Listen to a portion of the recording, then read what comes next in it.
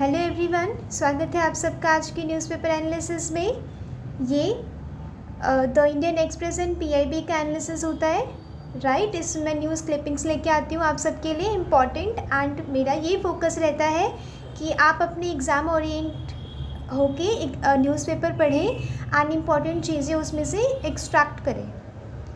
Start करते हैं आज की पहली न्यूज़ से। लेक्चर से रिलेटेड जो पीडीएफ होंगी वैल्यू एडिशन की या प्रीलिम्स एंड मेंस के क्वेश्चन, वो मैं टेलीग्राम चैनल पे आपको दे दूँगी। लिंक मैं डिस्क्रिप्शन बॉक्स में शेयर कर दूँगी। स्टार्ट करते हैं। ये वाला इम्पॉर्टेंट है आप सबके लिए। मैंने कहा था जीएस जो G20 है वो मैं सारा एक साथ कवर करवाऊँगी। तो कल G20 की मीटिंग कंक्लूड हो गई है, समिट ख़त्म हो गया है। ये इम्पॉर्टेंट है आप सबके लिए प्रीलिम्स में, जीएस पेपर 2 में, राइट। आईआर के लिए ये इम्पॉर्टेंट है। और जो इसके इनिशिएटिव्स होंगे, G20 की जो मीटिंग्स हुई हैं उसके जो इनिशिएटिव्स हैं वो इम्पॉर्टेंट होंगे आपके सारे पेपर्स के लिए। फॉर एग्जांपल वसुधैव कुटुंबकम को आप यूज़ कर सकते हैं जीएस पेपर 4 में। बायोफ्यूल अलायंस को आप यूज़ कर सकते हैं जीएस पेपर 3 में। इकोनॉमी एंड इन्वायरमेंट, ऐसे करके आपको न्यूज़ का यूटिलाइजेशन यहाँ पे बताऊँगी, राइट। स्टार्ट करते हैं।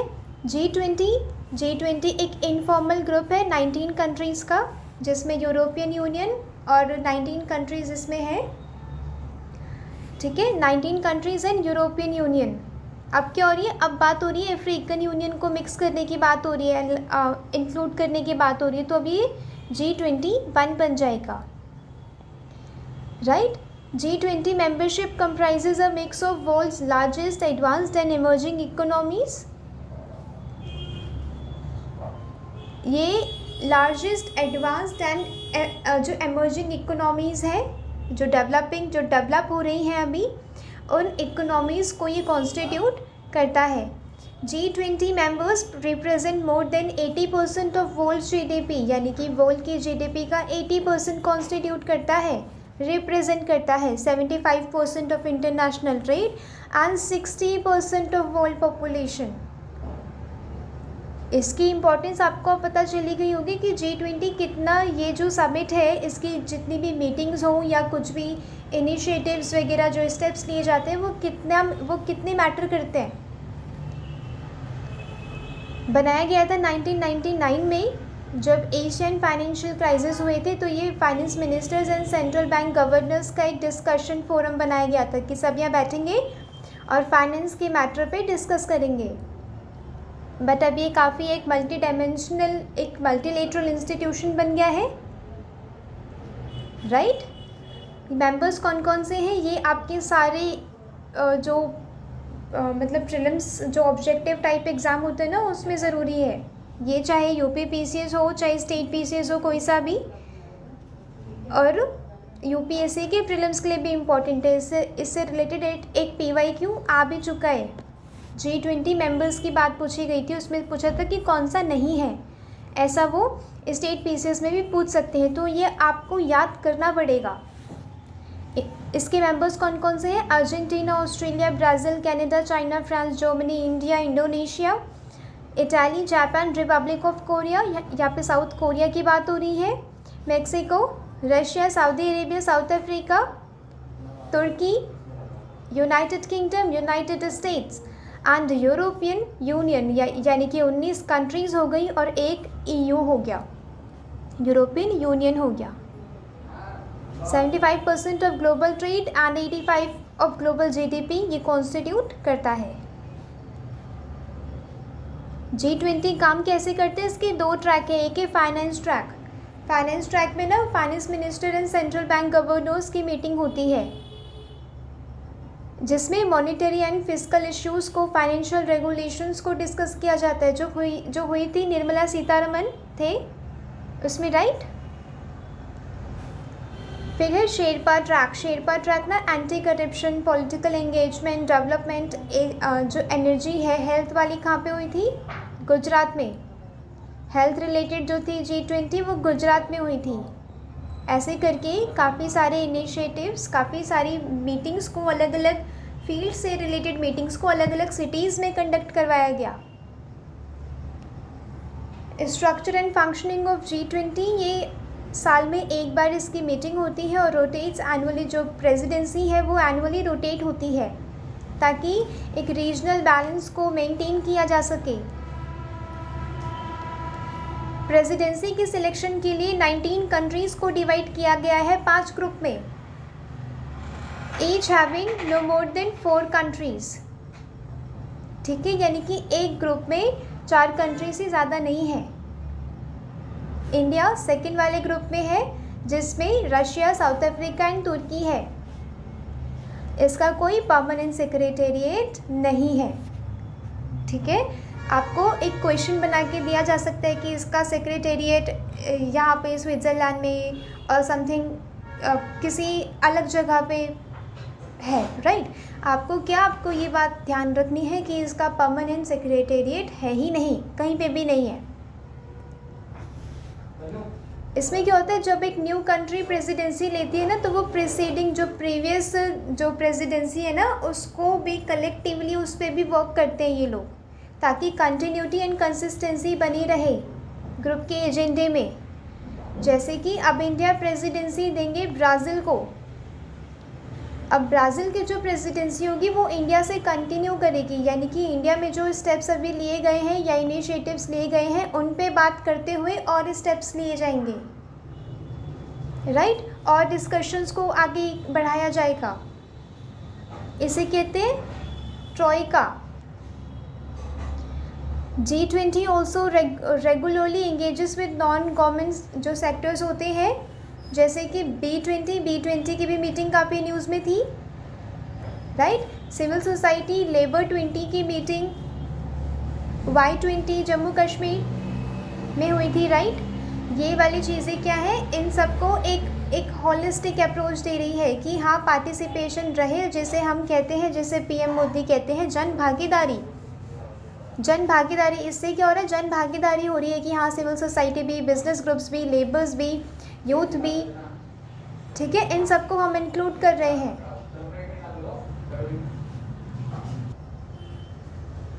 G20 focuses on broad agenda. यहाँ पे ब्रॉड एजेंडा पे डिस्कस किया जाता है जो ग्लोबल इंपॉर्टेंस के इश्यूज होते हैं, जैसे कि ग्लोबल वार्मिंग, क्लाइमेट चेंज, जो करप्शन है, टेररिज्म है। ये क्या होता है, बाउंड्रीज़ नहीं होती इनकी, क्योंकि करप्शन से क्या होता है, मनी लॉन्ड्रिंग होती है, शेल कंपनीज होती हैं, ये सब सुना आप सब ने। इसमें क्या होता है, दूसरी कंट्रीज़ का भी इसमें पार्टिसिपेशन रहता है। तो ये एक ग्लोबल, जो भी ग्लोबल इश्यूज़ होते हैं ना, उसमें फोकस किया जाता है। इसमें कौन कौन से इश्यूज़ हैं, financial market, tax and fiscal policy, trade, agriculture, environment, energy, fights against corruption, sustainable development पे बात की गई थी प्रधानमंत्री मोदी के द्वारा। क्या बोला था उन्होंने कि काम अच्छे से होगा, हमें इस पे फोकस रीगेन करना है, क्योंकि फोकस हट गया था। क्योंकि जो बीच में अभी रिसेंट एक रिपोर्ट क्या आई थी कि मेंबर्स जो कंट्रीज़ हैं ना, वो सस्टेनेबल डेवलपमेंट के गोल से ऑफ ट्रैक हो गई हैं। हमें इसे ट्रैक पे वापस लेके आना है, क्योंकि उसमें जो ज़ीरो पॉवर्टी, ज़ीरो हंगर का जो गोल है, ये सारे इम्पॉर्टेंट है एक विश्व को एक विकसित विश्व बनाने के लिए, सस्टेनेबल विश्व बनाने के लिए, right. Advancement of women in job market, climate change, global health, anti terrorism, inclusive entrepreneurship. इस बार इंडिया ने G20 की प्रेसिडेंसी ली है दिसंबर। इंडोनेशिया के बाद इंडिया को प्रेसिडेंसी मिली है दिसंबर 2022 में, ठीक है। और हमारे बाद अब कहाँ गई, ब्राज़ील को। लोगो है ये G20, लोटस के ऊपर रखी है अर्थ। थीम क्या है, वसुदैव कुटुंबकम। वसुदैव कुटुंबकम लिया गया है महाउपनिषद से। इसका मतलब क्या है कि that all of the world, universe and reality is one, यानी कि वन वर्ल्ड, वन फैमिली, सब एक हैं, सब एक साथ हैं। ये एक टुगेदरनेस, फ्रेटर्निटी की भी वैल्यू दिखा रहा है। ये चीज़ आपको अपने GS पेपर 4 के लिए नोट करके रखनी है, ठीक है। G20 प्रेसिडेंसी से इंडिया दिखा रहा है वसुधैव कुटुंबकम की सबके सब साथ में हैं। थीम है one earth, one family and one future. Special invite किए गए थे guest Bangladesh, okay, Egypt, Mauritius, वो नाइजीरिया के प्रेसिडेंट सबसे पहले आए थे मेहमान बन के, Oman, Singapore, Spain and UAE, इन सबको इनवाइट किया गया था स्पेशली, जबकि ये मेंबर्स नहीं हैं। फोकस क्या था इंडिया की प्रेसिडेंसी का? Human centric. ह्यूमन सेंट्रिक वो बोला था ना, एक एडिटोरियल आया था पीएम मोदी के द्वारा, वो लिखा हुआ, क्या बोला था वो उन्होंने कि जब पोस्ट पेंडेमिक वर्ल्ड में हम क्या देख रहे हैं, हम जीडीपी की तरफ ज़्यादा फोकस नहीं करना चाहिए, अभी हमें ह्यूमन सेंट्रिक होके फोकस करना है, क्योंकि जन भागीदारी सिर्फ पीपल की पार्टिसिपेशन तक लिमिटेड नहीं है, ये पीपल सेंट्रिक पॉलिसीज भी है। एक न्यू वर्ल्ड ऑर्डर चाहिए। न्यू वर्ल्ड ऑर्डर क्या हो? इंक्लूसिव हो। अफ्रीकन यूनियन को इंक्लूड करके यही बात की गई है कि इंक्लूसिव हो, सबकी वॉइसेस को रखा जाए, सबके इश्यूज़ को समझा जाए, ठीक है, और कोई भी डोमिनेट ना करे। For example China. कुछ यहाँ पे डिक्लेरेशंस एंड इनिशिएटिव्स लिए गए हैं। सबसे पहले है ग्लोबल बायोफ्यूल अलायंस।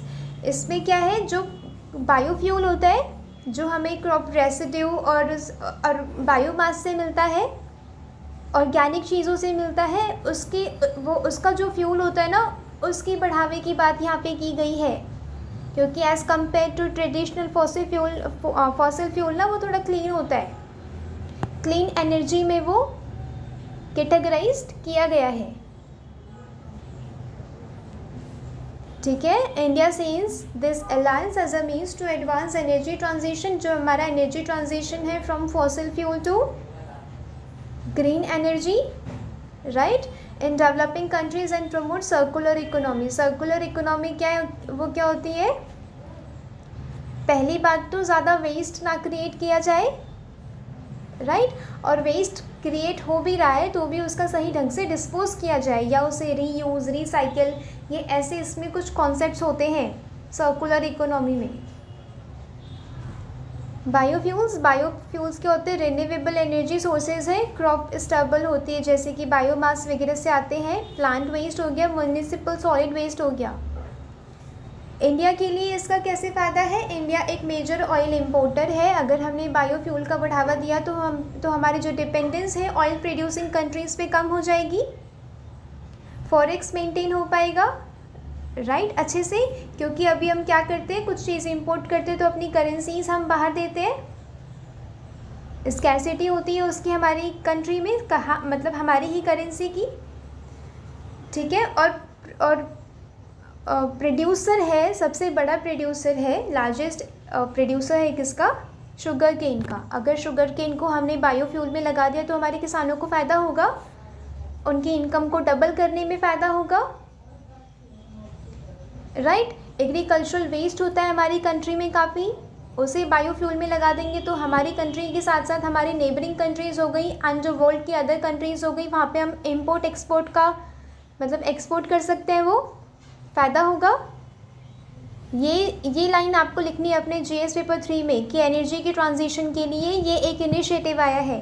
अगर इम्पोर्ट एक्सपोर्ट या फिर एनर्जी की कुछ बात होती है ना, इंफ्रास्ट्रक्चर की बात होती है, तो भी आप ये लिखेंगे, इकोनॉमिक्स के लिए भी, राइट। पेट्रोल में इथेनॉल ब्लेंड करने की बात हो रही है 20% 2025, उसके लिए भी ये इम्पॉर्टेंट है। इंडिया का जो गोल है कि हाँ 2070 तक हम नेट ज़ीरो एमिशन कंट्री बन जाएंगे, उस गोल को भी ये फुलफ़िल करता है। हमारी जो एनर्जी डिमांड्स हैं उसको भी ये टैकल करने में काम आएगा, ये वाला इनिशिएटिव ग्लोबल बायोफ्यूल अलायंस।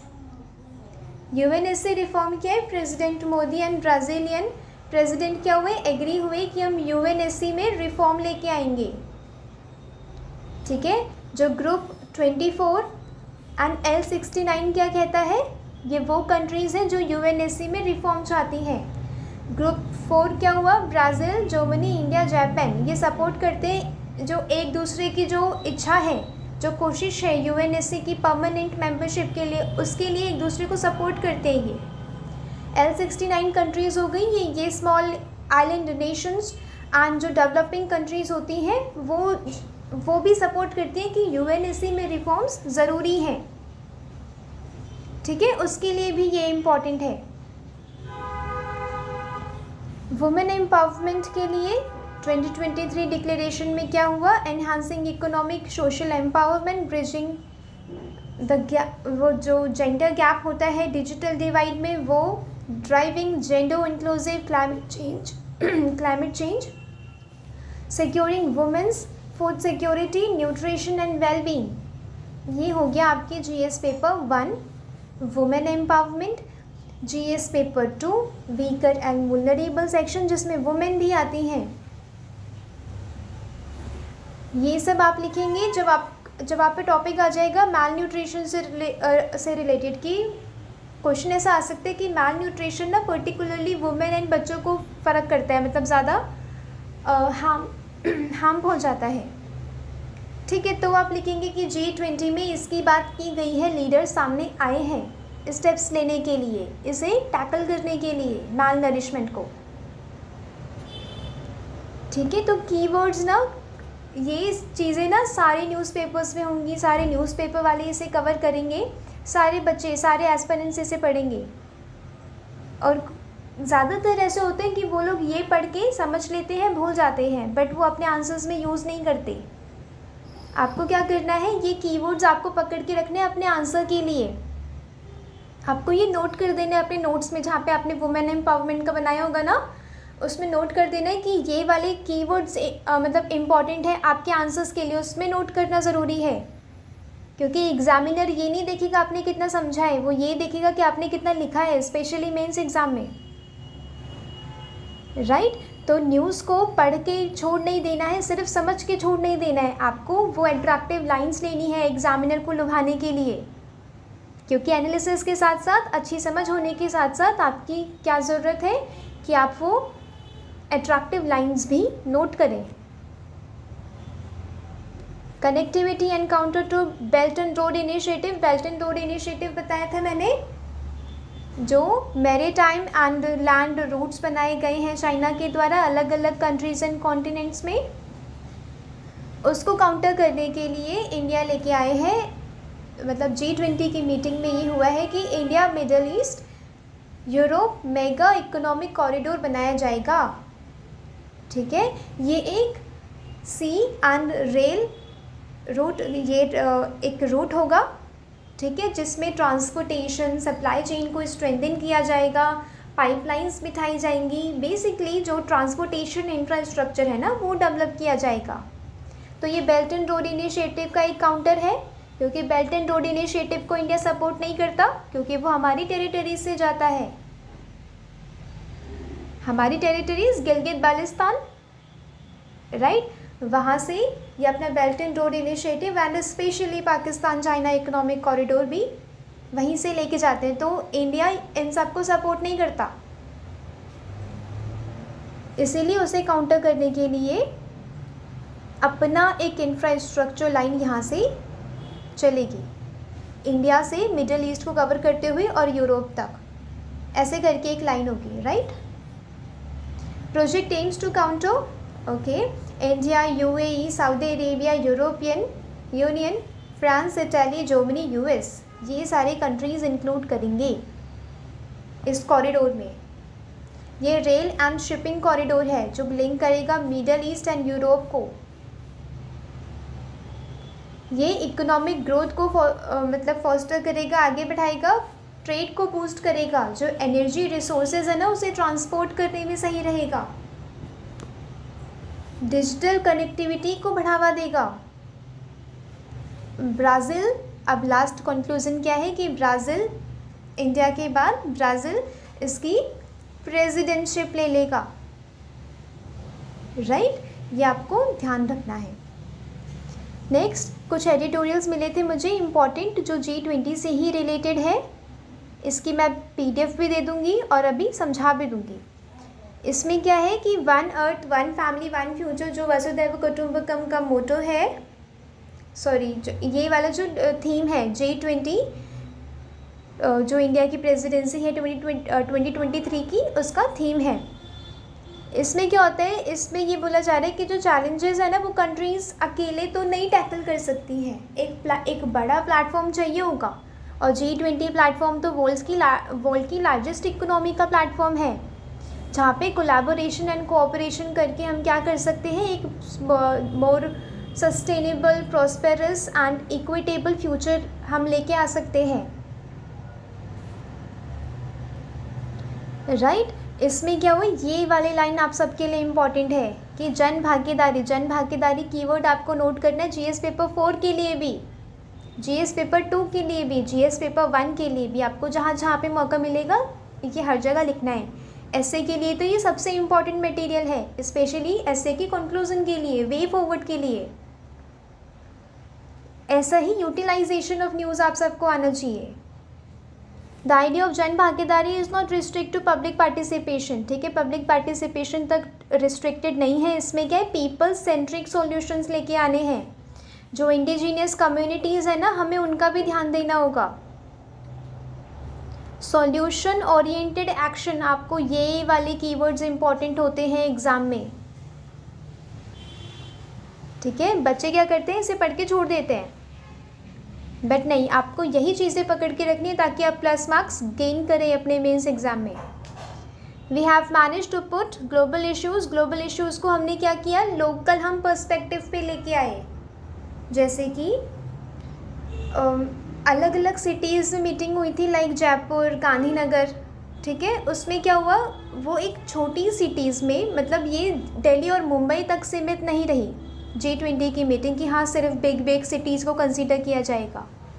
ये जो वन फैमिली है ना, यहाँ पे दर्शाया भी गया है कि छोटी सिटीज़ में हम मीटिंग्स करवाएंगे, समिट करवाएंगे, तो लोकली, मतलब ग्लोकलाइजेशन होगा। जो ग्लोबल इश्यूज़ है ना वो लोकल एरियाज़ में जा रहे हैं, लोकल लोगों को समझ हो रही है, राइट। ये ऐसे आपको लिखने होते हैं आंसर्स। ये वेलफेयर इकोनॉमी का आपको जब वेलफेयर स्टेट का आपको जब भी कुछ लिखने को आए तो अंत्योदय एंड सर्वोदय, ये इंपॉर्टेंट कीवर्ड्स हो जाते हैं। अंत्योदय मतलब क्या होता है, जो अंत में है, यानी कि जो सोसाइटी के अंत में जो अनटच्ड सेक्शंस है ना उनका उदय हो। और सर्वोदय मीन्स यूनिवर्सल अपलिफ्टमेंट, सबका उदय हो। ये इंपॉर्टेंट होता है आपके ऐसे के लिए, पढ़ के सिर्फ छोड़ नहीं देना। The Indian government aim to carry forward developmental activities and state action in direction that allows for the holistic development of all citizens, ठीक है। आपको ये लाइंस लिखनी है।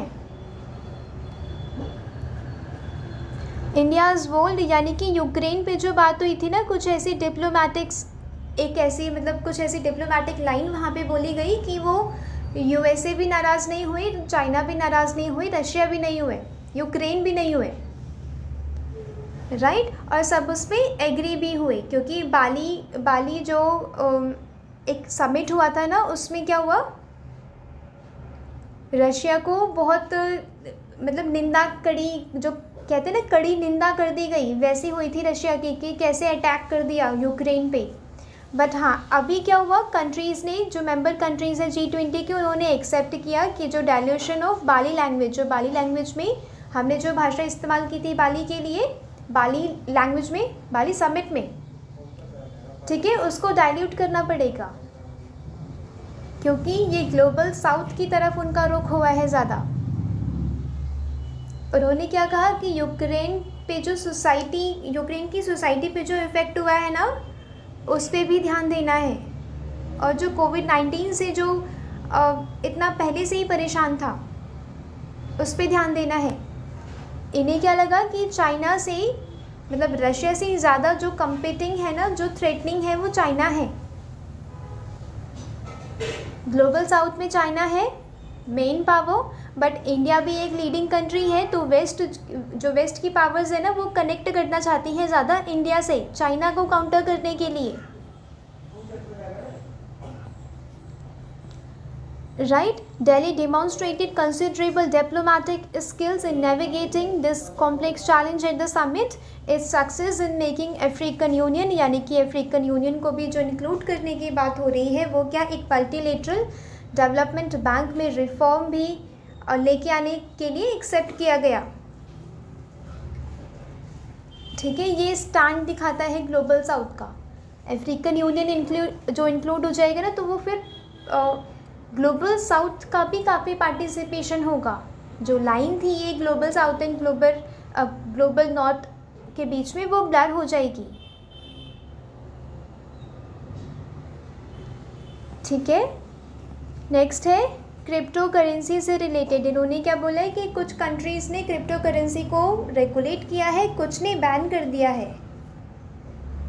ठीक है, इसमें क्या है, G20 के आधार पे हमें क्या करना होगा, क्रिप्टो करेंसी को चेंज, वो सोसाइटी चेंज हो रही है, राइट, तो उसी के हिसाब से हम टोटली बैन भी नहीं लगा सकते, बट ये है कि हम रेगुलेट कर सकते हैं।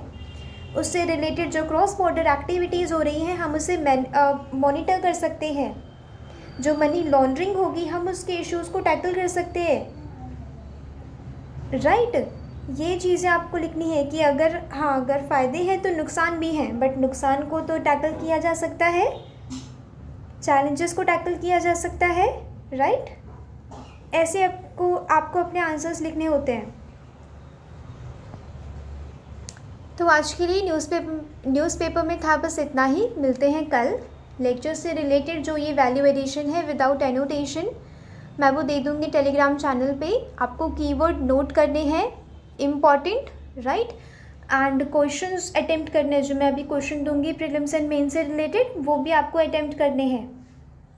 और कोशिश कर रही है कि जो आपने लाइंस पढ़ी हैं, जो कीवर्ड पढ़ा है, जो आपने एडिटोरियल का एनालिसिस किया है, वो आप उसमें रिपीटेड मोड पे आप अपने आंसर्स में यूज़ कर सकें। ठीक है, क्योंकि आप एक आंसर ही माध्यम होता है कि वो एग्ज़ामिनर को दिखाएगा कि हाँ आपको कितनी समझ है, राइट। अगर आंसर ठीक नहीं तो एग्ज़ामिनर को पता भी नहीं चल पाएगा। इसे कहते हैं एग्ज़ाम ओरिएंटेड होके न्यूज़ पढ़ना, न्यूज़पेपर पढ़ना।